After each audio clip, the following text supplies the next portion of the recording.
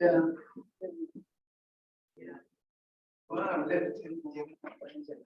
And that was. Hello and welcome. April Stammtisch of the Indiana German Heritage Society. The Indiana German Heritage Society was founded in 1984 in this building. It is a statewide organization which is interested in anything, well, Indiana German heritage. It's things in Indiana dealing with German heritage. But you know, we'll also show some interest in Michigan, Illinois, Kentucky. Yeah, okay. Our organization is interested in supporting and being enthusiastic about exploring Indiana's German heritage.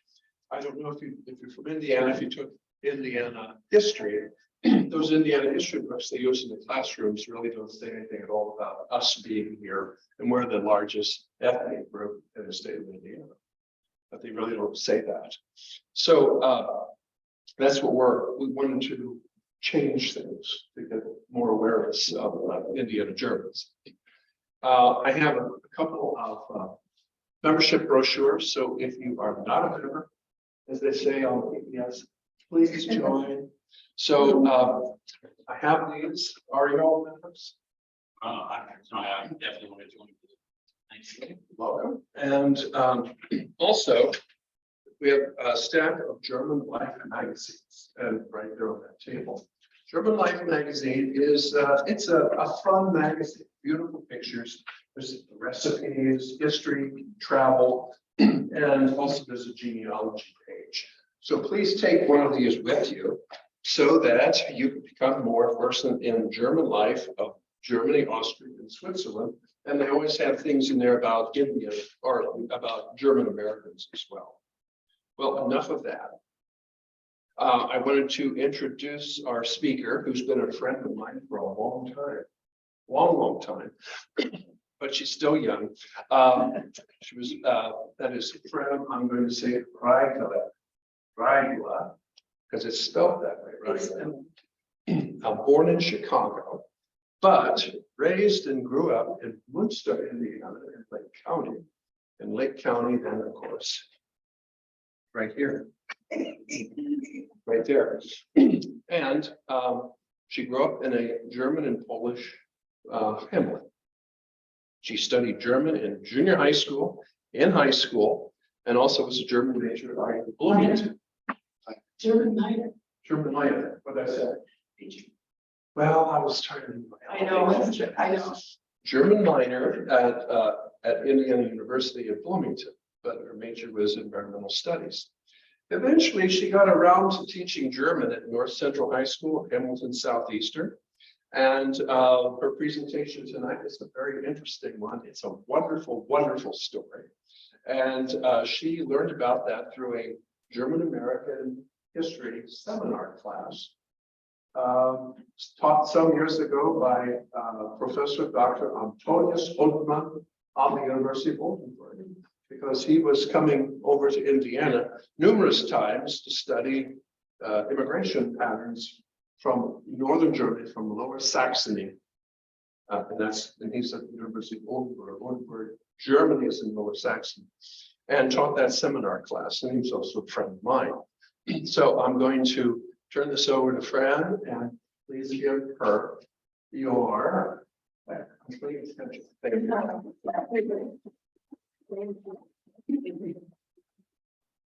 Well, guten Abend, meine Damen und Herren. I am really pleased to be able to present this material to you after 18 years since I worked on this thing. My current situation, as Bill mentioned, is that I teach German. I'm not a native German speaker. However, I give it my best shot, and I've been teaching in Hamilton Southeastern for about 16 of my 18 years of teaching. I got into it quite by accident. It's not something that I planned on doing, but here I am doing it. The reason I took this course, the summer seminar with Professor Hundmann and Professor Hoyt, which I was co-teaching. was because I was returning to school to actually get my teaching certification. And at that time, when I started out years and years ago, I chose to go into a different avenue from German. I kept German as a minor, and I majored in environmental science. So bottom line is I had to take 3 more classes of German to get my major, so I could do this certification and become licensed to teach German. And this came about. This was such a fascinating experience. And I've come full circle. This is a bittersweet story on my end, not this one, but this one too, almost, I guess I could say. Bittersweet in that I think I have, when I was hired by Hamilton Southeastern to teach 1 class of German 1 at 1 junior high, and 1 class of German 1 at another junior high. I'm supposed to be in front of this army. I keep forgetting I'm supposed to be in the camera. That was 18 years ago. And I've taught everything from level 1 to AP, and I had 1 class at one time that was a combination of 4th year, 5th year, and 6th year German students in the same class period. So everything under the sun.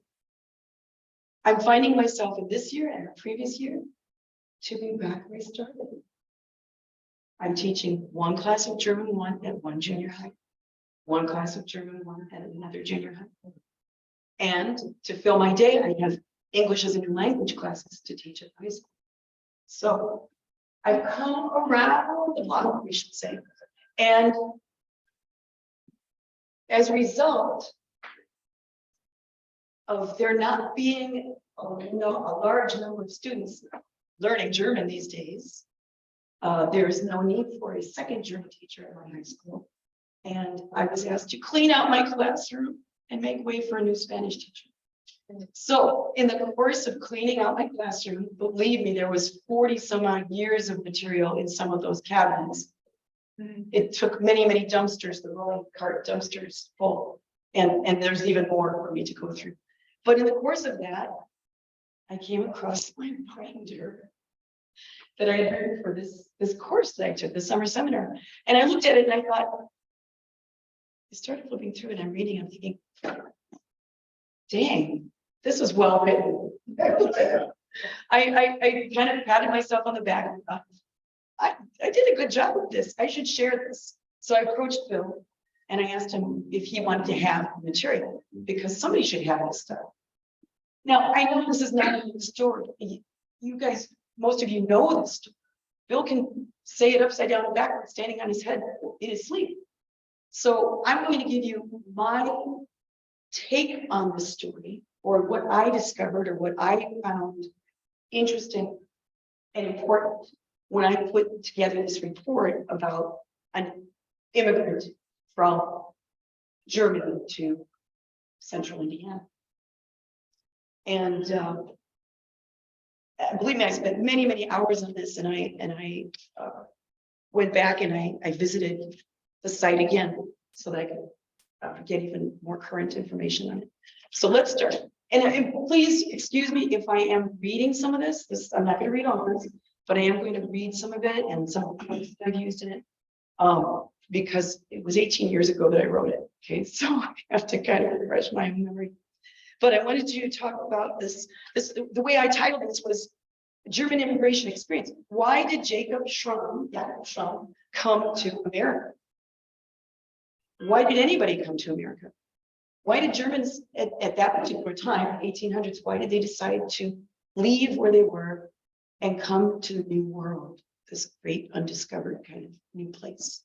Well, I'm not going to go into all the historical elements of that because I am not a historian. Bill, you could probably speak to many of these things, but I am not a historian. I just put this stuff together in a way that made sense to what I wanted to find in it. But there were many reasons, and I had to cite some of those things. I had to establish those facts and the reasons, the push and pull factors, the things going on at home, the new draw of the land, the opportunities that existed or thought to exist in America that weren't available at that time in most of Europe, or in many elements of European society. Economics, social, political structures, things that were going on.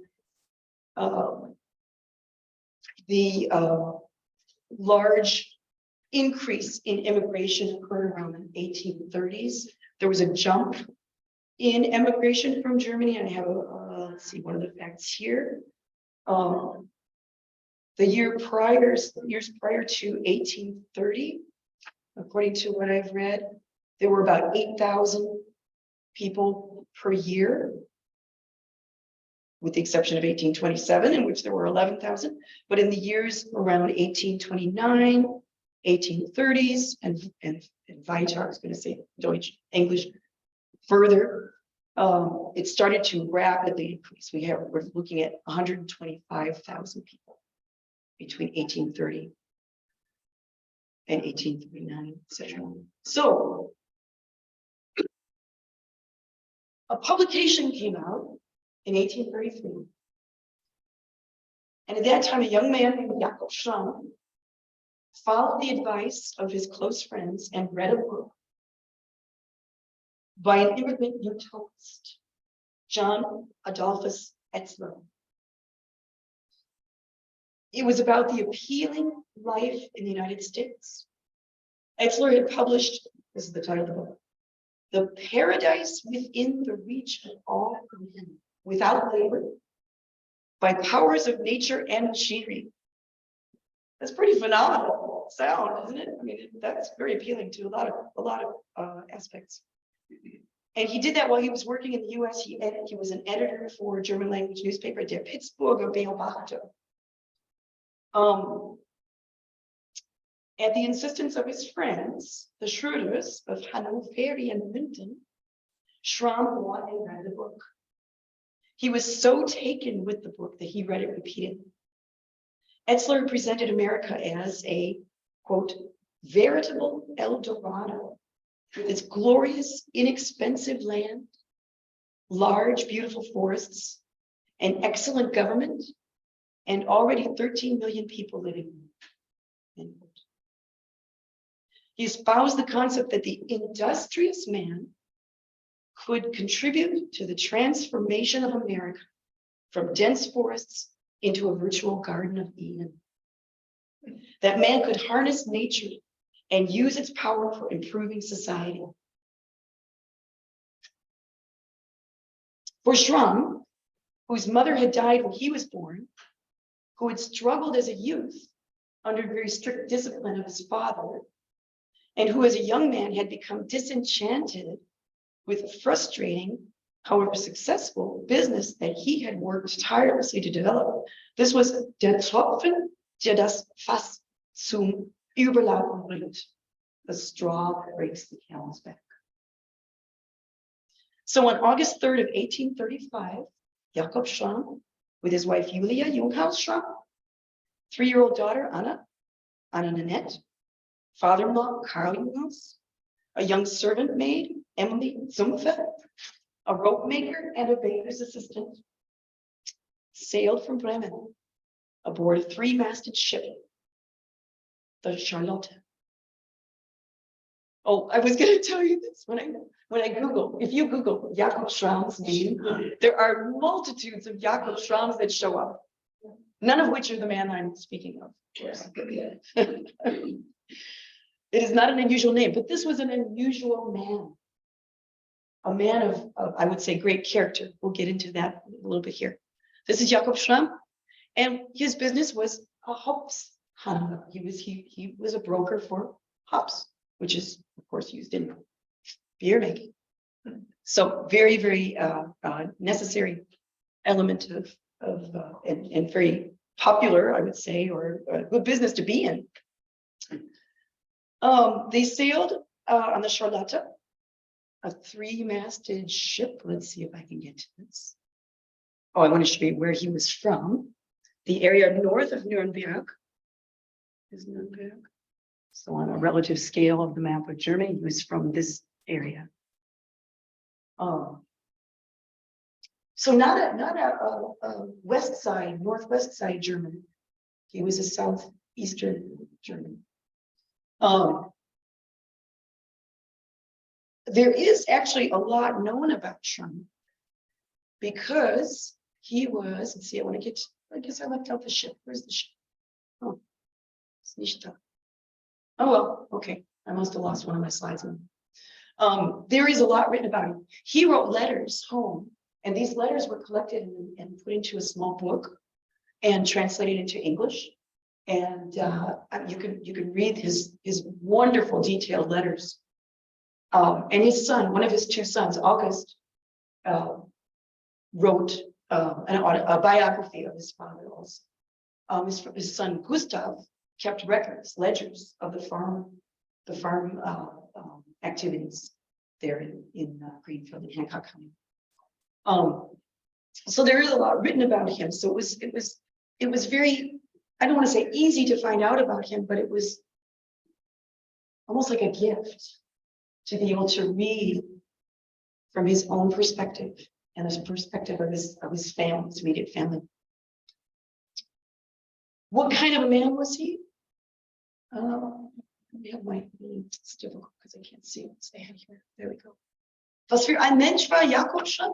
Now you're going to see errors in here. These German teachers, people who speak German, because I did this so long ago. As I was just beginning my teaching experience, I see errors. But some of these were PDFs, and I couldn't change them on there. So I'm sorry if you'll find mistakes. But he was honest, quiet, reflective, ethical. He was well thought of, well regarded in his home, in country. Kluger Geschäftsmann. He was an intelligent businessman.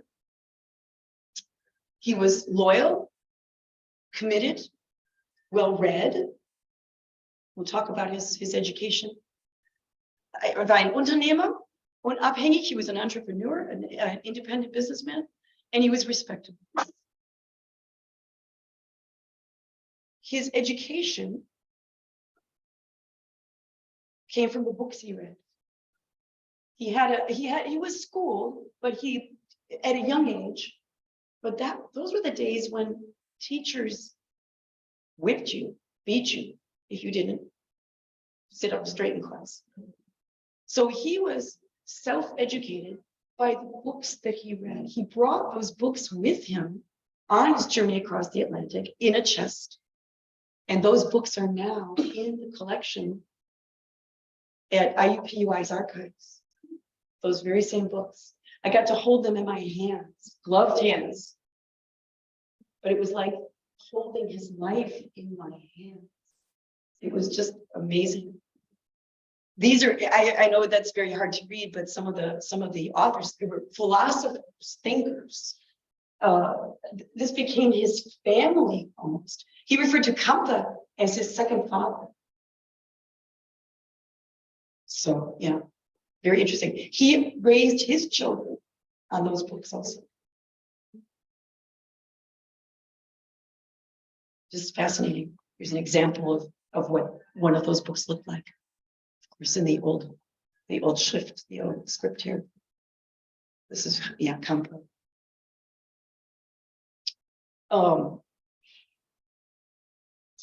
He was an intelligent and thoughtful man. His immigrant records begin with a personal narrative of his departure from Bremen and of sailing across the Atlantic to New York Harbor in the summer of 1835.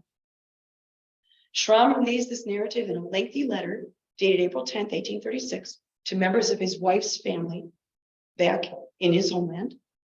His observations during the passage give the reader a sense of his intellectual curiosity, his sensitivity to the environment, as well as his childlike wonderment at this new experience. For example, Schramm marvels at the sighting of porpoises and whales swimming alongside the ship. Quoting, soon after we entered the Atlantic, we saw a variety of large fish, usually called porpoise, Schweinfische. Among them were many as big around as the biggest oxen. They circled the ship in thousands, and it was fun to watch as they lunged far out of the water and rolled about like the waves. He provides details of the passengers' bouts with seasickness, descriptions of the meals served to the cabin passengers, information about the ship and their captain, facts about the route they sailed. Schramm tells how when the ship approached Newfoundland, the depth and temperature of the water changed, giving those measurements in his letter. Due to ocean currents, the temperature changes. And he writes an instructive couple of paragraphs regarding the Gulf Stream. Evidence of Schramm's spirituality emerges as he poetically relays his thoughts while watching waves form around the moving ship. Quote, "So we sailed over the endless watery waste, the same endless stretch always before us, broken only now and then by the coming of storm, which worked a transformation and gave a mighty display of God's greatness and supreme power." It just blew me away. I mean, it's just amazing. The influence that Etzler's book had on Schramm is also evident in this passage of Schramm's letter. Quote, "This made me think of the power of the human mind, which for thousands of years has toiled to conquer this element. The godlike element in mankind, the rare spirit shining here. These attributes show that he must be made for eternity, that he must be the image of his creator, imperishable and eternal." As the ship entered New York Harbor, Schramm again provides details of everything he saw going on around him. Once landed, he bemoans his lack of knowledge of English, if only to take up conversation with a customs official, whom Schramm regards as a splendid fellow. He continues, quote, "I should have liked to be able to talk with him. Already I was feeling my ignorance of the language, which prevented me from speaking with people around me. I would have given a good deal for even a little understanding of the language of the country and to be able to talk to someone." End quote. Schramm's letters to his in-laws continue in the same manner, providing many details of the trip. He describes their travel from New York to Buffalo. Oops, I gotta get to that slide. Oh, I forgot that one. We'll go on. Oh, there's the ship. Where was it when I was looking for it? The three-masted ship. Okay. Yeah, I had some of my errors there. His father, Schramm left. Okay, let me go back to this slide. I'm gonna backtrack a little bit because I do feel this is significant. Why did he emigrate? Why did he leave? Okay. In his youth, he worked as an apprentice. He was in a butcher shop, worked as an apprentice. With 15, he started to work as a hops handler, hops broker, with his brother in Bremen, Bohemia, and it became a hops merchant. With 26, he fell in love. He got engaged. He wanted to get engaged. His father didn't want him to. This woman was below his station. So we have those things going on socially and economically that, you know, if you have a choice, you make a choice, right? And he was compelled to make a choice. His father was angry and disinherited him. But they later made up. Okay, they did catch up. This is Julia. Seine Frau. And this again. So Schramm thought that he should go to America, and he had his good friend Georg oh, I don't think I spelled that the same. Havenmeyer here, but I don't think it's. He gave him a bit of money to go ahead of him and buy a piece of land. Okay. And in the meantime, his father became very ill, and the two of them did eventually come to some kind of reconciliation before Schramm left for America. So got that in there. Now, about his journey, the way he describes, this is the route he took Oh my goodness. I can't imagine trying to do this today. No way, I couldn't do this today. So from New York to Buffalo, then to Albany, along the Erie Canal, to Lake Erie, across Lake Erie to Cleveland, south by canal to Portsmouth, Ohio, then steamboat on the Ohio River to Cincinnati. And the last leg of the journey by wagon to their land in Hancock County. Throughout the narrative, Schramm provides such meticulous detail that readers can vividly recreate the journey in their imaginations. He tells of differences, he notes, between German and American customs, observing that Americans eat too fast, but he shows a higher respect for women. He lists prices for travel fares and for portage of their various trunks and belongings, as well as for overnight stays at the inns along the way. He estimates distances traveled, states their time of departure, arrival at various legs of the trips, and describes the towns through which they travel to similar sized towns in Germany. The route that Schramm's party had to take to get to their property in Hancock County was a very difficult road to travel. Schramm notes that the conditions of the roads were, as he says, nothing but such a terrible corduroy road that we would have had soul and breath taken out of us if we had not traveled at a slow walk. Think about it. I ride my bike with my dog pulling behind me in a trailer, and I'm thinking, oh my gosh, I can't do this. And I don't even have to go uphill. I can't imagine that this was life. He also described it as, quote, a waking nightmare of death by violence and by suffocation. Unquote. Furthermore, the surrounding area was almost completely covered by dense virgin forest, interrupted occasionally by swampland.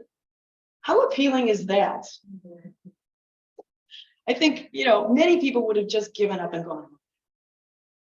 Upon his arrival, his friend Habermeyer, Georg Habermeyer was sent ahead, like I said, to purchase the land. Habermeyer sold a 160-acre parcel in the southeast quarter of Section 12, Township 15, Range 5, to Schramm for $300. Almost immediately, Schramm purchased another parcel of 73 acres just to the southeast. That one he bought for $436 from a widow named Naomi O'Brien, who had plans to move to another farm. She was leaving that farm. He offered the property to Habermeyer to get him and his wife out of the Schramm household because they were really getting to dislike each other. They had a falling out. And Habermeyer tried to chain him out of some property, as it turned out.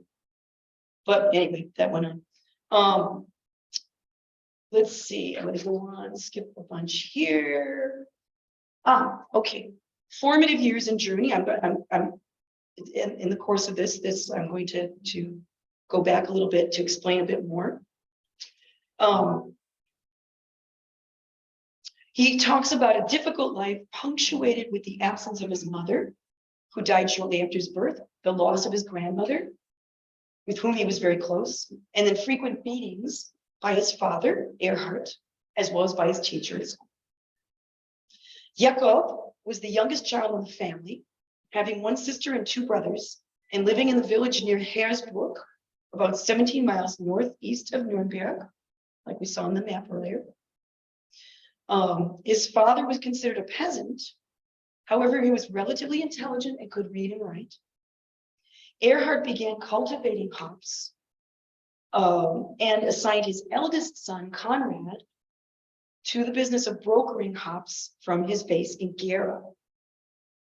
After serving a 2-year apprenticeship with a butcher, Jacob was added to replace an ineffectual middleman, Johann, and to assist Conrad in his growing business. He traveled extensively to meet the needs of his customers, often walking up to 45 miles a day. I don't know how you do that either. And acquiring his large library of books. As told in his biography, Schramm found encouragement to work toward achieving a high moral character through the content of his books, quote, some of which he always carried for inspiration during his incessant travels, end quote. The books included stories of adventure, discovery, poetry, songs, and moralistic and advisory insight, spiritual development, and pedagogical philosophy. He considered, as I said earlier, Kampa as his second father. During his travels, he met and fell in love with Julia Junghaus, and, as I said, later married her. When he came, let's see, I got to jump here a bit, excuse me. Trying to condense this down and make sense of it all.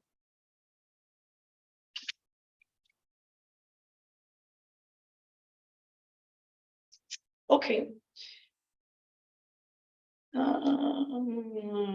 Okay, here it is. I want to highlight this point. Schramm had a growing disgust for the dishonesty that he witnessed in his business life, and that propelled him to consider a career change. He thought about pursuing his love of farming while he was in Germany, and he even convinced Julia to learn the practices typical of an agricultural home. He did not yet have the capital to buy a farm on German soil. However, he became a respected and popular teacher of young children in the town of Wilsdruff. This was about 1832. By this time, German immigration was beginning to increase, but Schramm had no interest in leaving his homeland. In fact, he felt pity for those who were leaving. It was not until Schramm read that book by Edson that he entertained even the slightest notion of immigrating to America. Schramm was a man of means. He did not have to leave the country in order to find economic stability, as so many other immigrants did. After his father's death, the estate was equally divided among the heirs, so he was not cheated out of his birthright by inheritance laws that were customs in many regions. He was not a political activist, nor was he seeking to escape military conscription. Excuse me. He did not adhere to any particular religious group.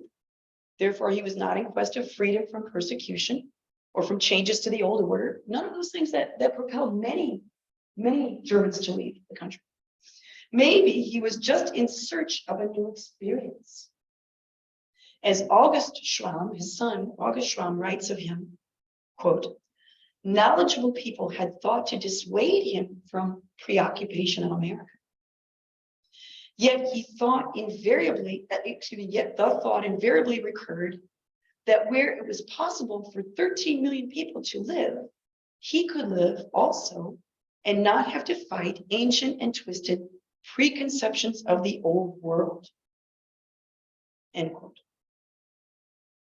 Whatever his final motivations were, Schramm did come to settle in what is now Hancock County, Indiana, in October of 1835.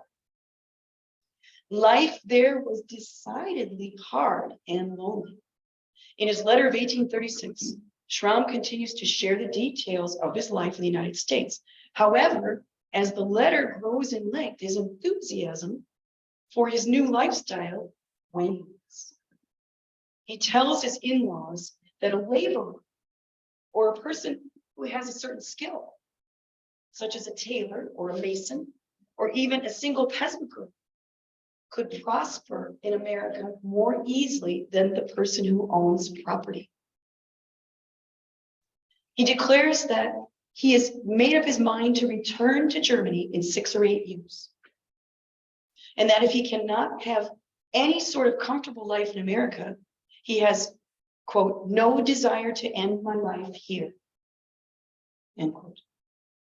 Still, he ends his letter with an optimistic and philosophical note, quote, fate and my own will have led me into this celebrated primeval forest of North America, and I do not regret it, for I should never have been quite satisfied in Germany. End quote. As he continues, he describes conditions 6 years later in an 1842 letter to his good friend Karl Zimmermann. You can again hear his homesickness in these lines. Quote, I look forward with pleasure to a letter from you, dear ones, even though that may be a long time from now. Oh, how often I think of you during my solitary labors in the fields. How I converse with you in spirit as if you were here. This is always a great pleasure for me. End quote. He also shares his frustrations regarding the low prices for farm goods and how poorly the family, with a surplus of smoked pork and corn, but no buyers, was doing. He mentions too his dissatisfaction with the leadership of the state, which is wasting money, he says, on ill-planned canal and railroad projects and running deeper into debt. There was the time of that kind of development. Schramm says the national road, which extends from Maryland to Illinois, and with which the Schramms had traveled from Cincinnati 6 years earlier, was still in very bad condition. Still is today, isn't it? You drive along Route 40, you know. And no money had been spent to maintain it. He vents his frustration by adding, quote, in general, my enthusiasm for the American freedom has greatly diminished. The old spirit, which dated from the liberation, has disappeared. These men are dead. And greed, ambition, and a host of mean passions have taken over. What would he do today? Oh my gosh. Oh, he's rolling over in his grave. I'll show you his grave too. However difficult times were for Schramm, however much he was tested by the elements, by politics, and by the economics of his new environment, he still returns to a positive outlook. This guy read a lot of philosophy, and I think it stuck. It stuck with him for life. Over the next 3 pages of his letter, these were long letters, 3 pages, next 3 pages of his letter, he points out the advantages, though meager, that his family possesses. They have their health, adequate food, clothing, and shelter, and plenty of family time. That's what everybody wants. Here's a quote. On winter evenings, after lessons, I play with them, his children, now 10, 7, and 5, and 2 at that point. Read to them about matters they can comprehend, or I tell them a story which is always wholesome in content and stresses righteousness. This lonely life in the wilderness, which hardly permits contact with any other human beings, has its good points. In fact, excellent points, once one gets used to it. End quote. What a guy. My goodness. His son August Schramm points out in his biography of his father that Jacob would rather have returned to Germany in those early years, but he had no money for the trip. Finally, with the opening of the railroads between Indianapolis and Madison, Indiana, in 1847, farm commodities regained their high prices, and Jacob decided to stay. Over the next 30 years, Jacob Schramm continued to labor in his farm fields, continually making improvements to clear the land and drain away the marshes. He not only improved his own lands, but made it possible for other farmers in the area to benefit from his extension of a road from his property all the way to the national road. Eventually, this too was extended and was referred to as the German gravel road. In 1877, Jacob, who had long since entrusted the care of the farm to his sons, deeded the parcels over to them. Gustav received the 160 acres located in Section 12, Township 15, Range 5, and August August, received the parcels in sections 7 and 18 of Townships 15, range 6. We'll see those parcels. I'll share some of that with you there. That doesn't show you a whole lot, but the parcels are here. This was as of 2003. It may not have changed a whole heck. Well, this is when I looked at it. This is 1881. The parcels Gustav, August here. And there's another section that belongs to August, or yeah, to Gustav. Also during these years, Schramm traveled extensively. He made several trips to Germany and to other points in which he was interested. He visited California, Italy, and the Middle East. After returning from his final trip, Schramm succumbed to illness, and he died on October 15th, 1880. He was nearly 76 years old. This true immigrant pioneer who lived and died on the farm for which he had toiled so very hard. His obituary in the Greenfield Hancock Democrat, October 21st, 1880, cites Jacob Schramm as, quote, the most promising and enterprising citizen that ever lived in Sugar Creek Township. It's a beautiful story. Okay, so here's my revisiting this, my coming full circle. When I did this 18 years ago and investigated all this, it went here, there, and took several trips and went to the county courthouse and went to the churches. I don't have those things to show you, but they're in my appendix. I went to and looked in the Kirchenbücher for the marriage and death and birth entries, etc. It's just fascinating, just beautiful. The Schramm family farm. Here's a picture of the from my car from the side of the road of the national road, Route 40. It's about 2.5 miles from the Schramm homestead, the Schramm property. And I visited the homestead, and I was able to meet up with the great niece of Jacob Schramm and his great, wait a minute. I gotta make sure I have all those great. Oh, it's in. What did she say? Great granddaughter, Paula. And they are in this picture. Okay. And that's out of their property. And Dorothy has since deceased, and but Paula still lives there. Last week was my spring break, and I drove out there just to see if there was anybody. And she wasn't home, but I left her a 2-page letter explaining that I was not a real estate agent, and if she could please call me. And she called me on Saturday, so we were able to get complete circle. And I'll tell you what, when I went to that property, and I told her I took a lot of pictures, if you don't mind. She said, no, it's fine. I felt like I was home because of how much I had learned about this person. It's just a beautiful feeling. At that time, they told me that they were donating property, some of their property. They wanted it to remain undeveloped. So this was just the bare property at that time in 2005. I believe it's about 30 acres, 31 acres. And I went to look at that today, and that's what it looks like too. And it's still swampy. It's still very wet ground. It's lovely though. It's just beautiful. Have you seen that? Stop there. Now you know who it belongs to. Yeah. Okay. It's just beautiful. It's the Jacob Schramm. They took the K and they made it a C. Jacob Schramm Nature Preserve. And so the Hancock County, Community Foundation is the owner of the property, and the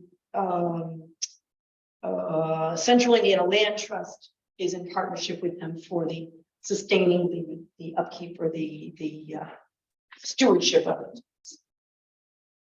But it was wet and muddy, so I didn't get too far. I didn't wear boots that day. I didn't even think about that. but it was just beautiful. And this is the brochure that you can pick up when you're on, when you go to back here in this little red container. There's a map in the brochure. And this is Dorothy and her husband Armin. Armin was the Schramm, and then a Boy Scout, Eagle Scout project, I think, was developed some of the elevated walkways in there, so you're not walking in mud the whole time. And it looks kind of like this.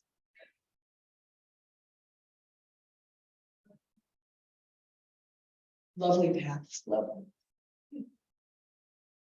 So I encourage you to go stop through there sometime if you can. It's just beautiful. And I visited, like I said, the property, and this is what the house looks like today. Paula said she's had some remodeling done, interior and exterior, but the property is as it was all those years before. The outbuildings, everything is still there. The wash house, the canning house, the like summer kitchen. Just amazing. Even the dog houses, as you know. But this was the old pump. And she told me in our update, let's see, I gotta get her notes up. She told me that they only as of 2012, they finally tied into city water at no cost because the city could go through their property. But prior to that, they had to turn on the heat lamp in the cistern to keep the lines from freezing every winter. So yeah, amazing. And I don't think I have a picture of that. I think it was back over to this side. Got some more pictures here. I peeked into these windows. Look what you see of these. Look at this old stuff. Old dried herbs. They were still hanging. An old wagon. Just, oh my gosh, amazing. What else did she tell me? Let's see. Oh, she did say, yeah, Dorothy died, I think she said in 2013.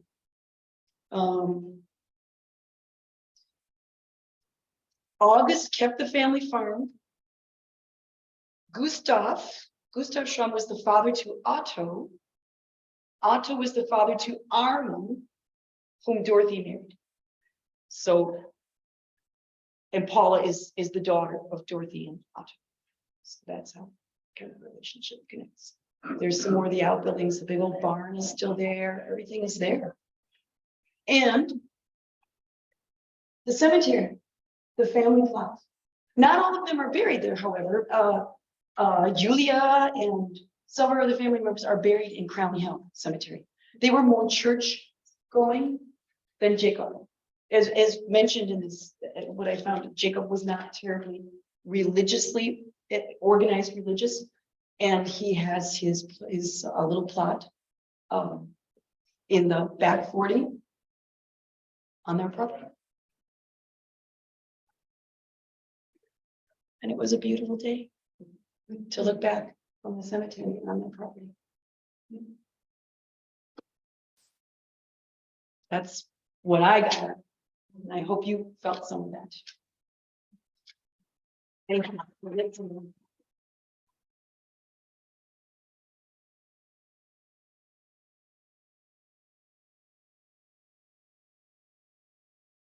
And then Fran, you will entertain questions. Oh, sure, I'll do my best.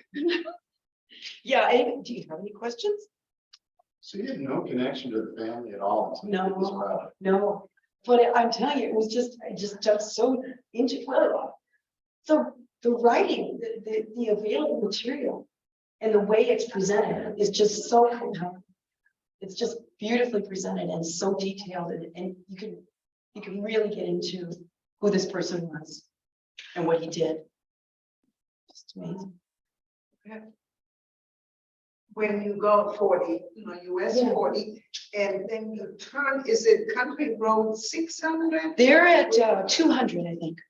Her address is actually 200 South. That's Mohawk Road out there. Is that, I don't know that area too well myself, so it's New Town. Yeah. The address. The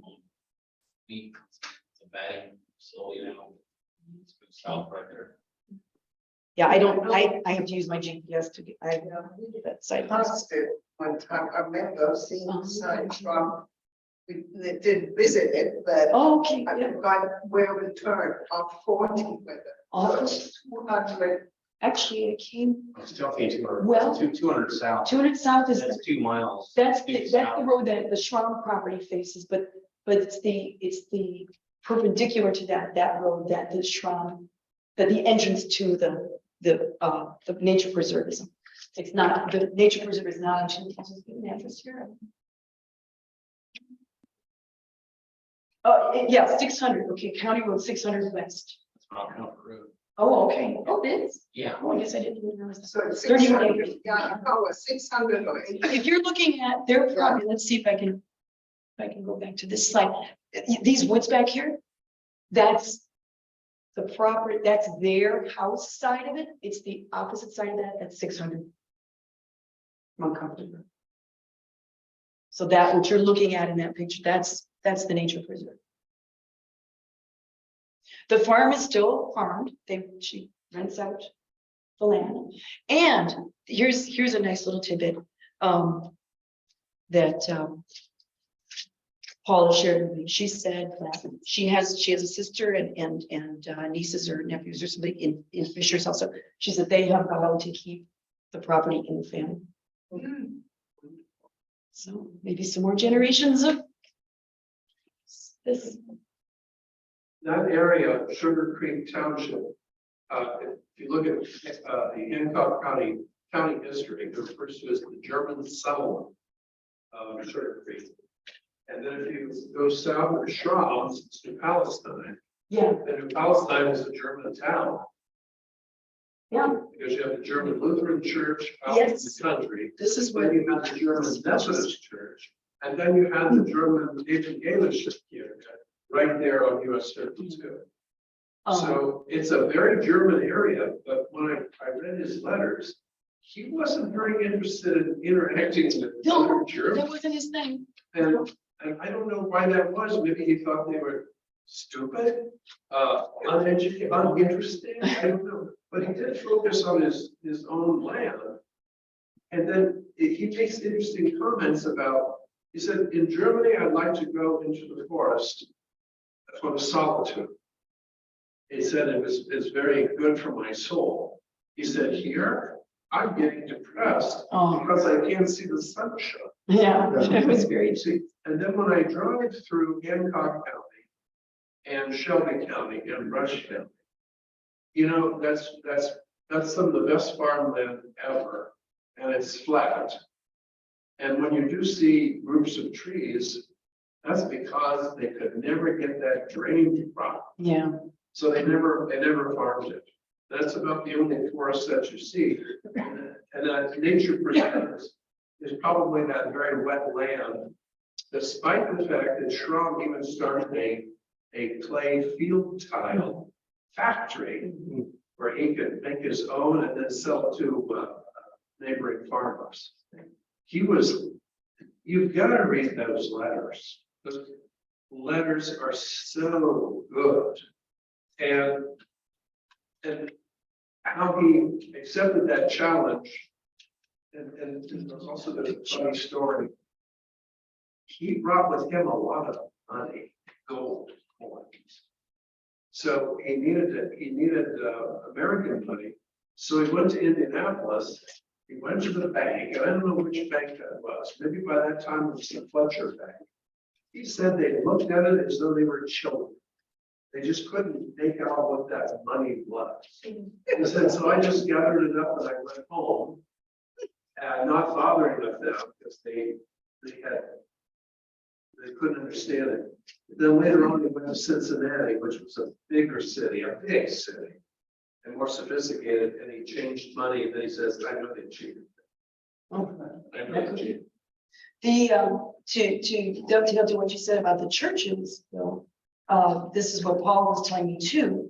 She wasn't home because she was at the church with some, it was Good Friday, and she was doing something with the church.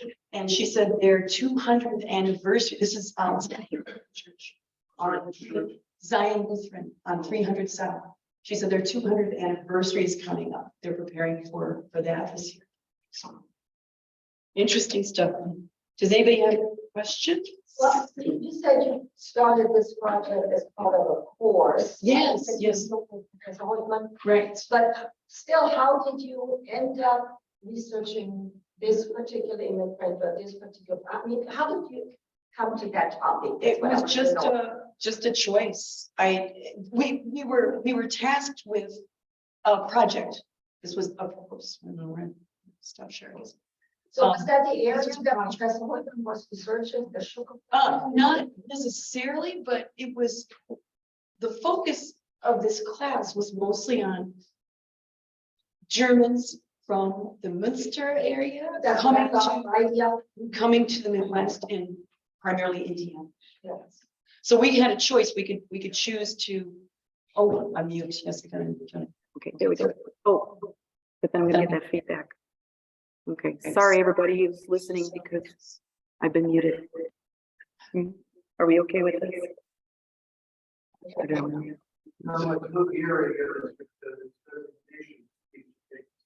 Oh, this could be my resignation from school speech, from teaching German. My fellow Americans, I am the luckiest.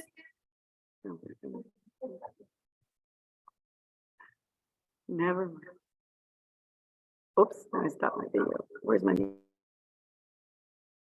Well, anyway, yeah, it was just the person that I happened to choose.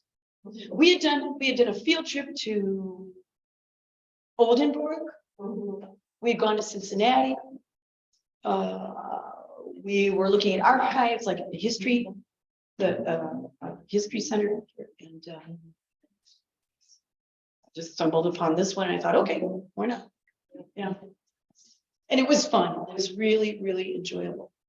So thank you for bearing with my indulging me in being able to share this, because I now feel it's complete. And I can retire. Thank you, Fran. Thank you. Appreciate it.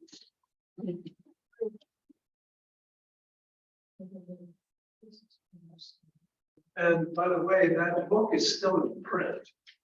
The Indiana Historical